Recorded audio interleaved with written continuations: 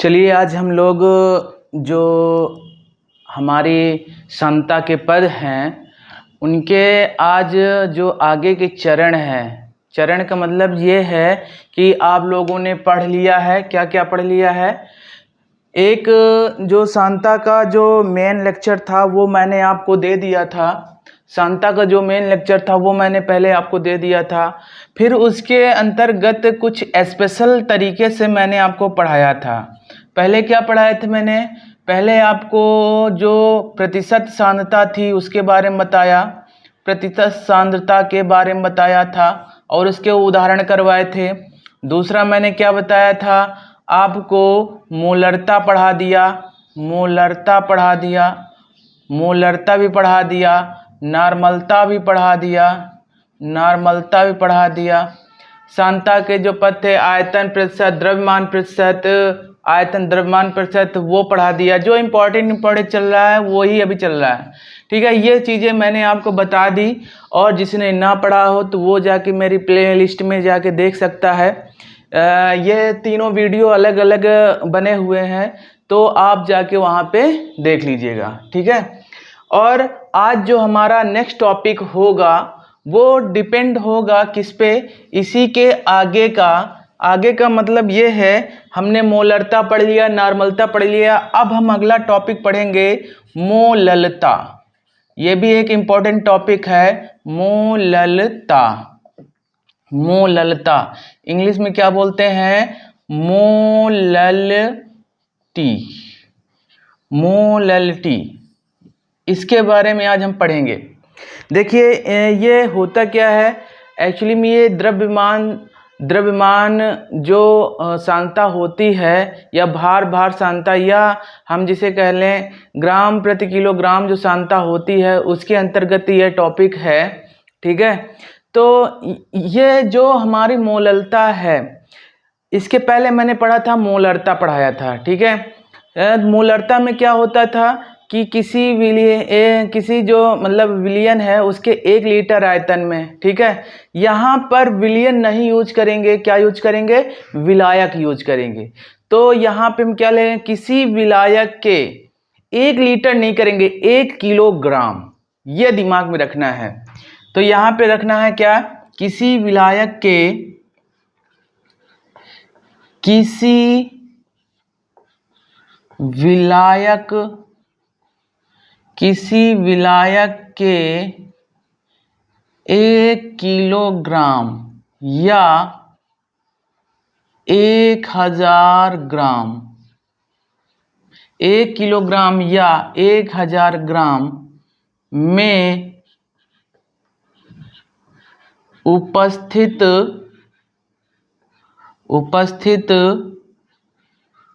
विलेय के मोलों की संख्या, मोलों की संख्या, मोलों की संख्या उस विलियन की, उस विलियन की मोललता कहलाती है, मोललता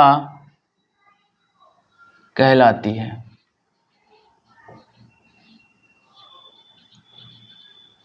ठीक है, देखो सेम डिफिनीशन है लगभग। यहाँ पे बस क्या यूज कर लिया गया है? विलायक, और लीटर की जगह क्या यूज किया गया है? किलोग्राम। ठीक है, ml की जगह यूज किया गया है ग्राम।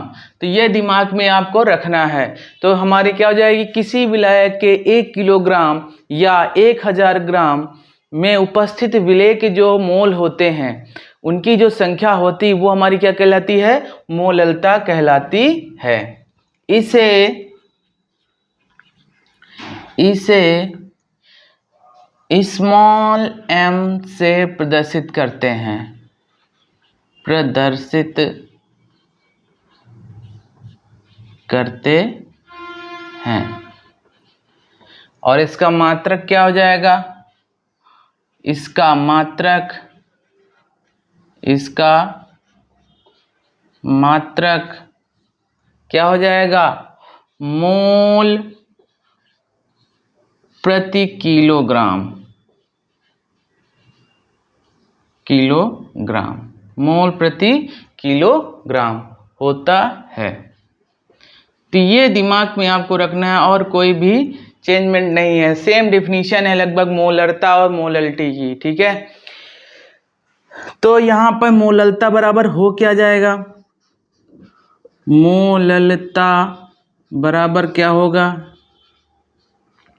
बराबर क्या हो जाएगा, क्या हो जाएगा, विलेय के मोलों की संख्या, विलेय के मोलों की संख्या और अपॉन क्या हो जाएगा, विलायक, विलायक का द्रव्यमान किलोग्राम में, ठीक है, विलायक का द्रव्यमान किलोग्राम में।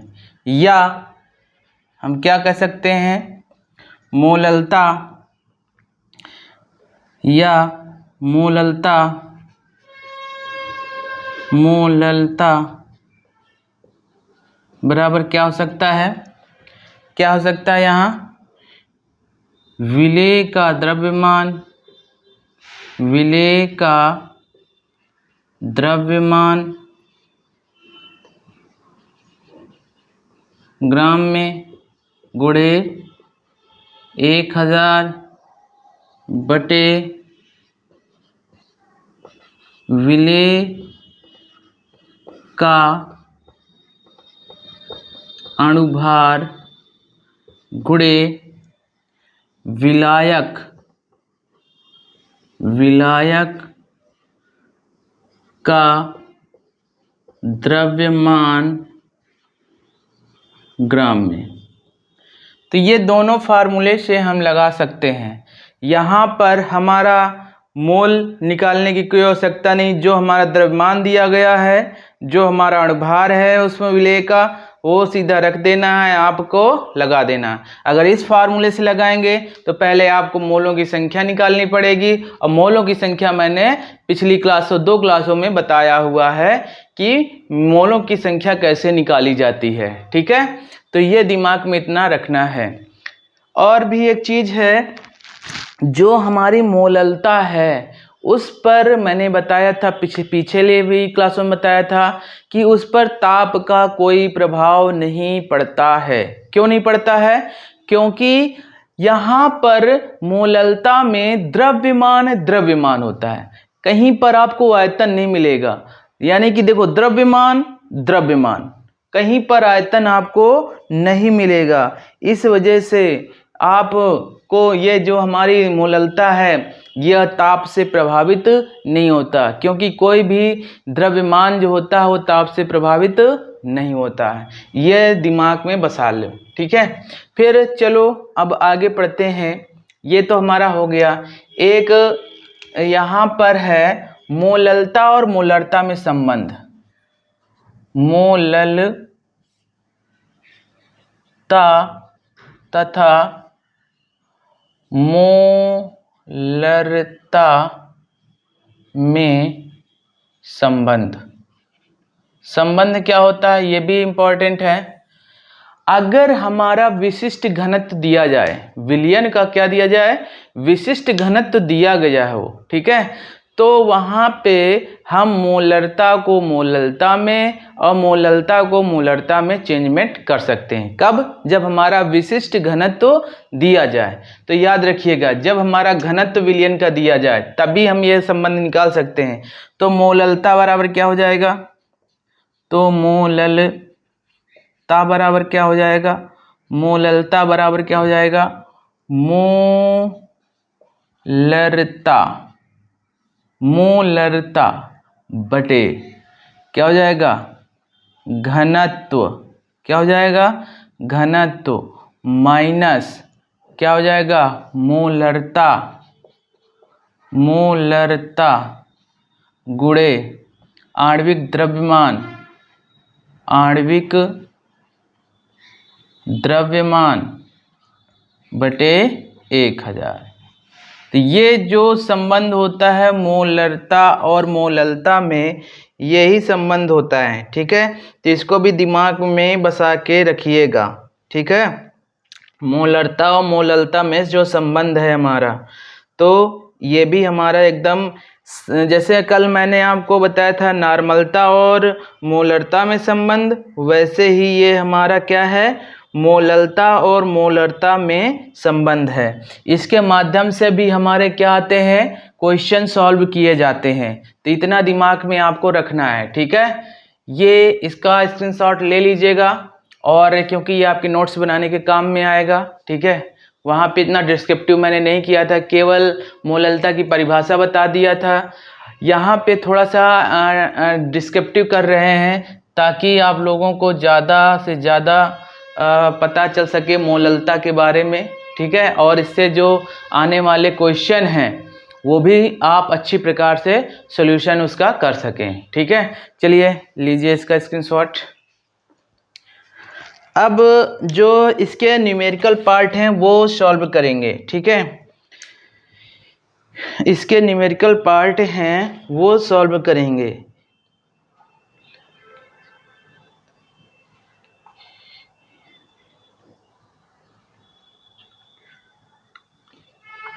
चलिए साफ करते हैं इसको।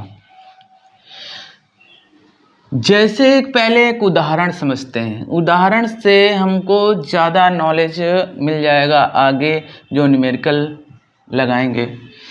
एक चीज़ है, जैसे हम बात करें, क्या बात करें, जैसे एक मोलल केसीएल विलयन, जैसे हमारा एक जो मोलल है या एक मोललता है, एक मोलल केसीएल का विलयन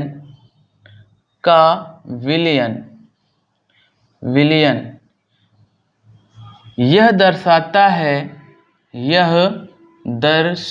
है कि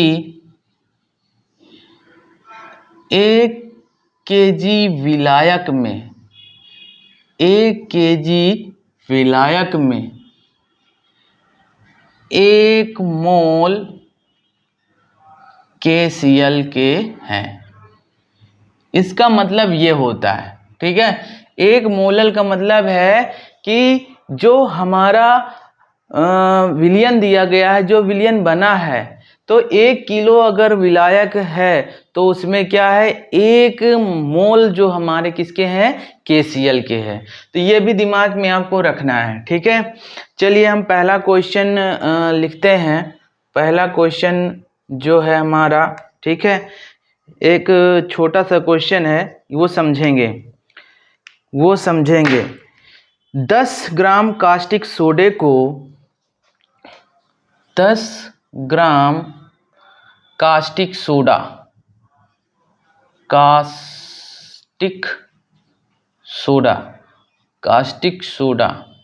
का फार्मूला क्या होता है भाई, NaOH को 10 ग्राम कास्टिक सोडा को 500 ग्राम जल में घोला गया है। 500 ग्राम जल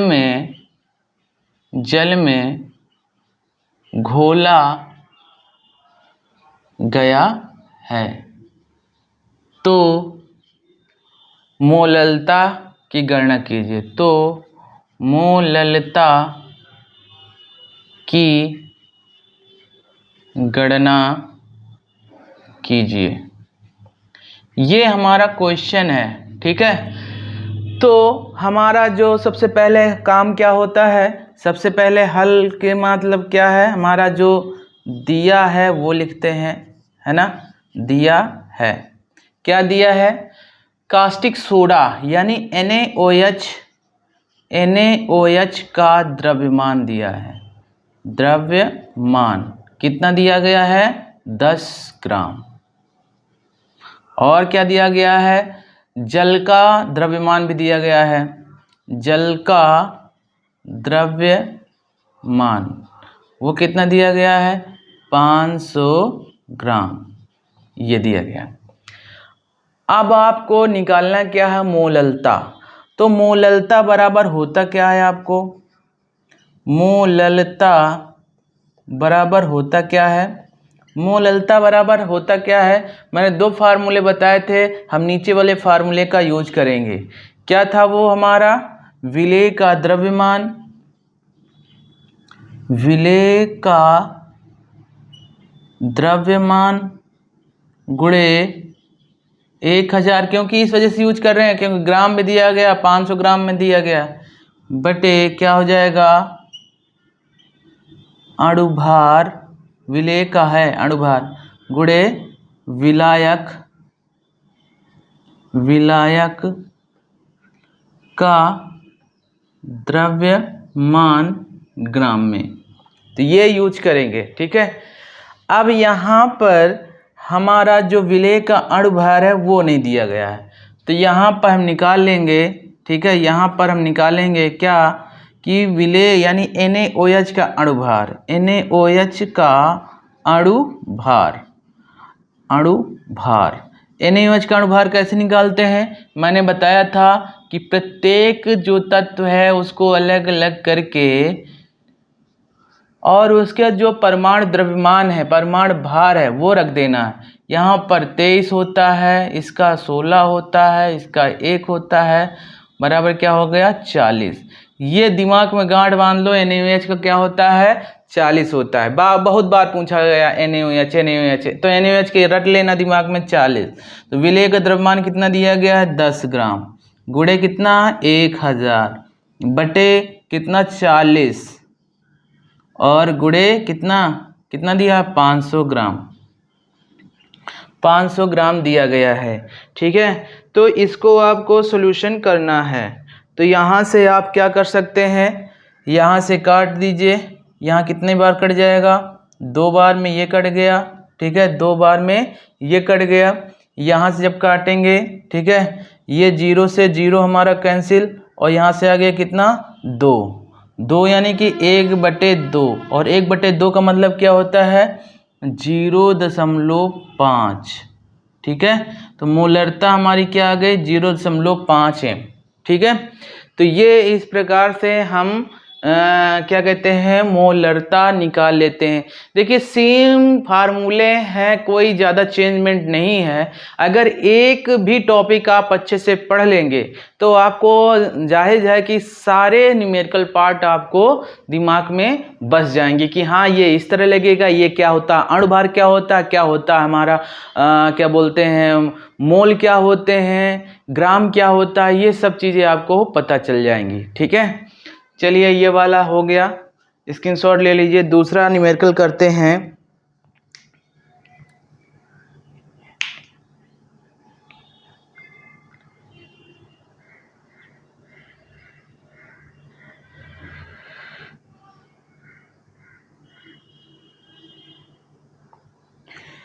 चलिए नेक्स्ट क्वेश्चन है आपके लिए, सेम क्वेश्चन है इसी प्रकार का। नेक्स्ट क्वेश्चन आपके लिए आप करेंगे, उसको केवल मैं बोर्ड पे लिखूंगा, आप लोगों को करना है, ठीक है। क्या है कि विलयन की मोललता की गणना कीजिए, क्वेश्चन आपके लिए है विलयन की मोललता,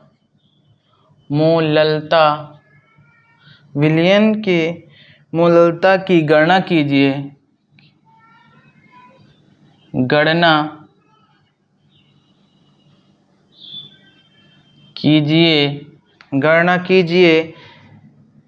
कीजिए जबकि 440 ग्राम विलायक में,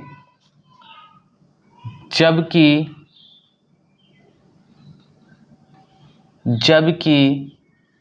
440 ग्राम विलायक में 440 ग्राम विलायक में 20 ग्राम NaOH घुला हुआ है, 20 ग्राम NaOH घुला हुआ है। ये आप लोग क्वेश्चन करेंगे, ये आप लोग क्वेश्चन करेंगे, ठीक है। इसका आंसर कमेंट में मुझे दीजिएगा। बिल्कुल सेम पैटर्न पे है आपका जो पहले क्वेश्चन इसके था।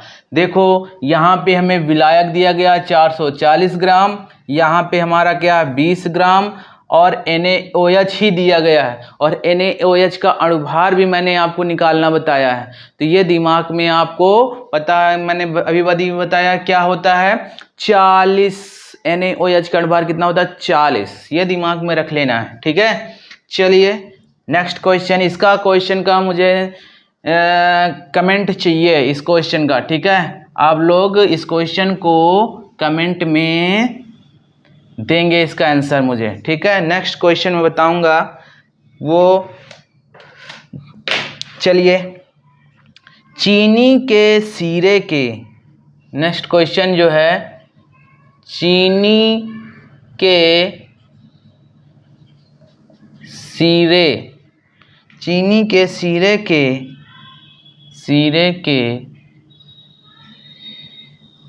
214.2 ग्राम में, 214.2 ग्राम में, 214.2 ग्राम में 34.2 ग्राम चीनी, 34.2 ग्राम चीनी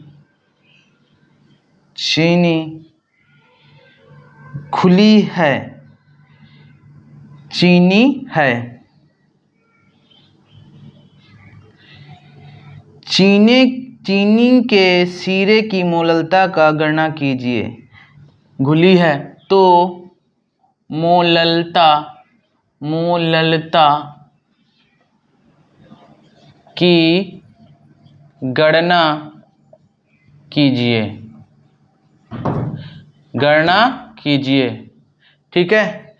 चलिए ये भी एकदम सरल ही क्वेश्चन है, बस इसमें से क्या करना है आप लोगों को, बस दिमाग में ये बसा लेना है कि यहाँ पे हमारा दिया क्या गया है। तो सबसे पहले हमें क्या है, दिया है निकालना है। दिया है क्या दिया है हमारा, देखो सीरे का द्रव्यमान दिया गया है, लेकिन विलायक का कहीं द्रव्यमान नहीं दिया गया। क्या दिया गया, सीरे का दिया गया है। और सीरा बनता कैसे है, आप लोगों को पता ही है कि जब जल में क्या मिलाते हैं, चीनी मिलाते हैं और उसको घोलते हैं तो हमारा क्या बन जाता है, सीरा बन जाता है। आप लोगों को पता है। तो इसमें जल भी है और चीनी भी है इसमें, और हमारा चीनी की मात्रा देखो दी गई है। तो अगर हम इस चीनी से इस जो सीरे को है आपस में अंतर कर दें या घटा दें इससे इसको, तो हमारा विलायक निकल आएगा कि नहीं निकल आएगा, बस हो जाएगा सवाल। तो यहाँ पे दिया गया चीनी का द्रव्यमान, चीनी का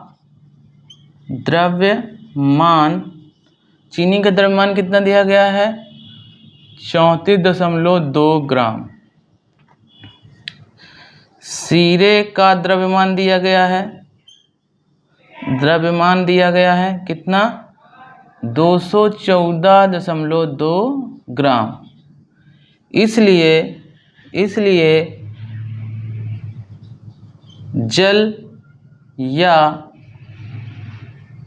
विलायक का द्रव्यमान क्या हो जाएगा 214.2 माइनस 34.2, तो कितना आ जाएगा, यहाँ से 2 से 2 गया 0, यहाँ से 4 से 4 गया 0, 11 से 3 गया 8, यानी 180 ग्राम हमारे क्या आ जाएगा, जल या विलायक का आ जाएगा, ठीक है। और एक चीज़ हमको यहाँ पे निकालना है, चीनी का अणुभार की भी आवश्यकता पड़ेगी। चीनी का अणुभार का यानी चीनी का फार्मूला क्या होता है, C12H22O11, ठीक है। ये चीनी है, क्या है चीनी।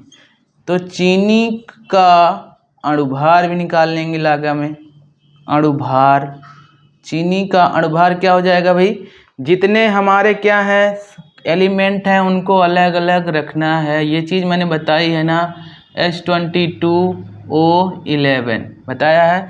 कार्बन का कितना होता है 12, और जो जितना लगा हुआ है वो 12 से गुणा कर देंगे। ये हाइड्रोजन का 1 होता है, गुणे कितना कर देंगे 22। ऑक्सीजन का कितना होता है 16 और गुणे कितना कर देंगे 11। ये सब कुछ करने के बाद इनको सब कुछ क्या करेंगे कैलकुलेट करेंगे। कैलकुलेट करने पर हमारा कितना आ जाएगा 342। कितना आ जाएगा 342। ये आ गया हमारा, क्या आ गया अणुभार आ गया। अब हम वहाँ पे अपना क्या कहते हैं क्वेश्चन लगा लेंगे। हमको क्या अणुभार भी मिल गया, हमको चीनी का द्रव्यमान यानी विलेय का द्रव्यमान और विलायक का द्रव्यमान सब मिल गए। तो हम यहाँ पे फार्मूला लगा लेंगे, वही क्या मोललता बराबर, ठीक है, मोललता बराबर क्या हो जाएगा विलेय का द्रव्यमान, है ना, विलेय, या यहाँ पे सीधा लिखेंगे चीनी का द्रव्यमान, चीनी का द्रव्यमान ग्राम में गुणे 1000 बटे चीनी का अणुभार, चीनी का अणुभार गुणे जल का द्रव्यमान ग्राम में। बस सीधा क्या हो गया, चीनी का द्रव्यमान कितना दिया गया है 34.2 ग्राम गुणे 1000 और बटे चीनी का अणुभार कितना निकला है 342 और इसका कितना निकला है 180। ठीक है, इतना निकला है। आपको पता है कि यहाँ पे दशमलव सेम डिजिट है, बस यहाँ पे क्या लगा है दशमलव लगा है। ठीक है, चलिए एक दशमलव यहाँ पे लगा के 0 बढ़ा लेते हैं, तो ये हमारे दशमलव कट गए। अब यहाँ पे कितना आ गया 1, यहाँ पे कितना आ गया 10, ये 0 ये 0 ये 0 ये 0 कैंसिल हो गए। अब हमारे पास क्या बचा 10/18। क्या बचा 10/18।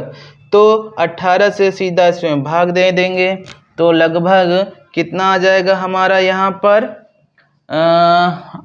18 पंचे 90 होता है, यानी 0.55 मोल आ जाएंगे यहाँ पे, मोल प्रति किलोग्राम या मोललता।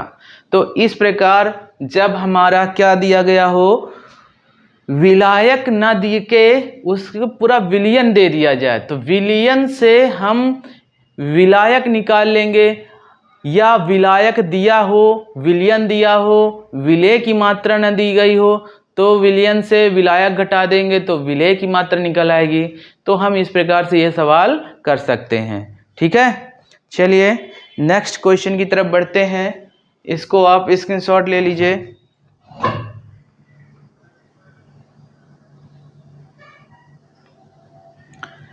हो गया, चलिए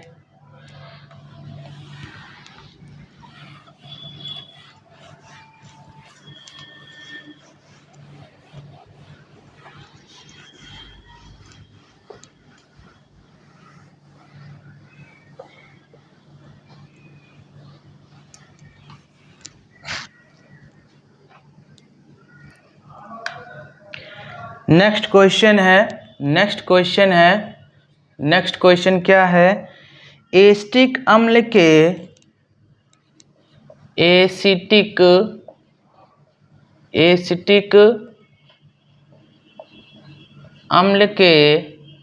एसिटिक अम्ल के 2.03 m जलीय विलयन का घनत्व,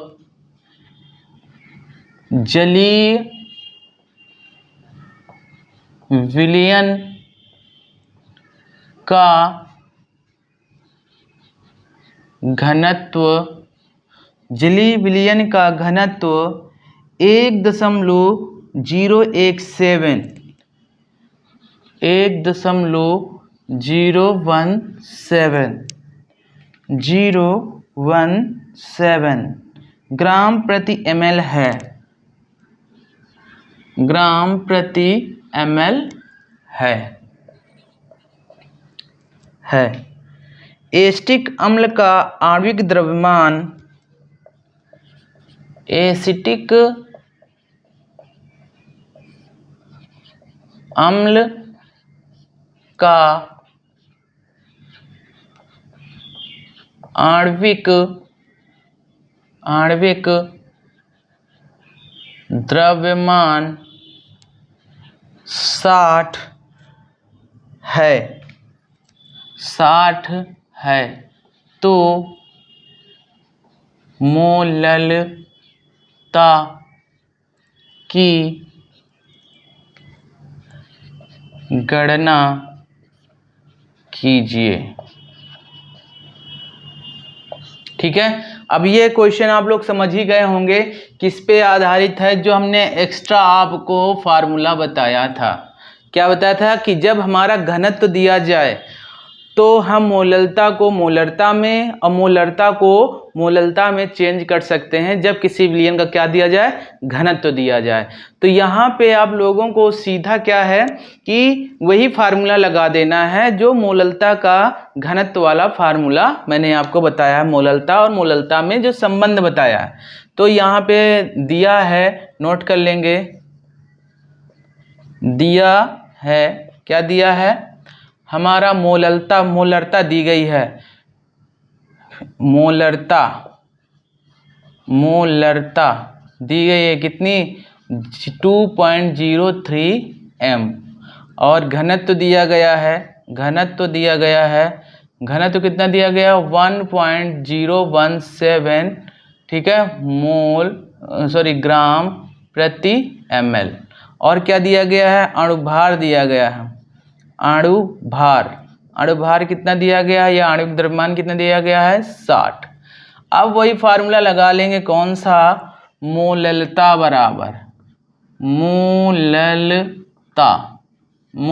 बराबर क्या होता है, मैंने आपको बताया है कि जब मोलरता और मोललता का संबंध निकालने की बात आए तो यहाँ पे क्या था, मोलरता थी, मोलरता, और बटे में क्या था, घनत्व माइनस क्या था, मोलरता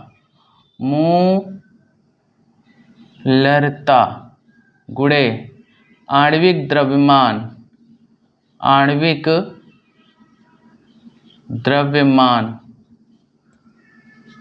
और बटे में क्या था, 1000। बस इसी फार्मूले का यूज कर लेना है। यहाँ मोलरता कितनी गई है, 2.03, ठीक है, घनत्व कितना दिया गया है, 1.017, फिर माइनस मोलरता कितनी दी गई है, 2.03 गुणे 60 बटे 1000।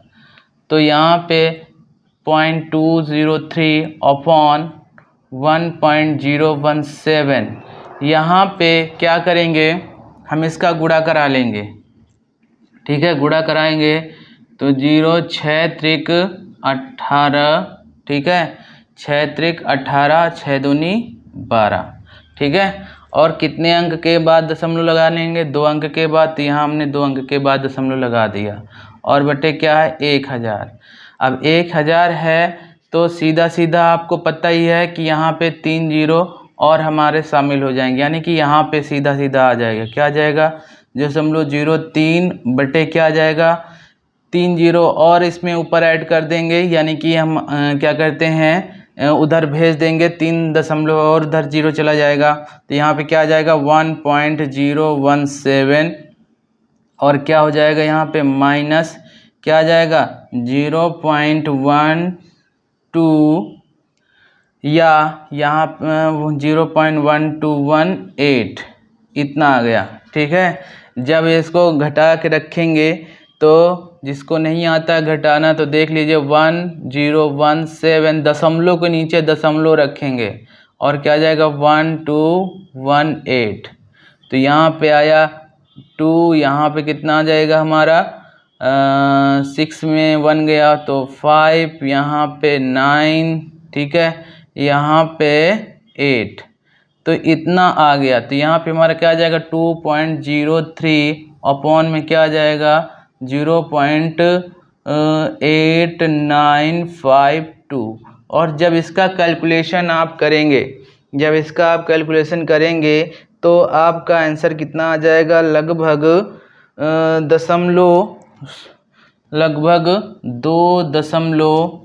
2.27 m। तो ये इस प्रकार हम घनत्व वाले सवाल लगाएंगे।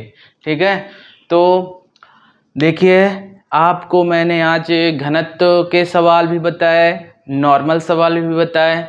तो ये चीज़ें आपको पता रखनी है हमेशा। तो इस वजह से बार बार आप कहीं पर भूलें तो आप वीडियो फिर से रिवाइज करें, फिर से देखें, और जहाँ पे नहीं समझ में आया तो फिर कमेंट करें कि सर ये टॉपिक इस जगह मुझे समझ में नहीं आया।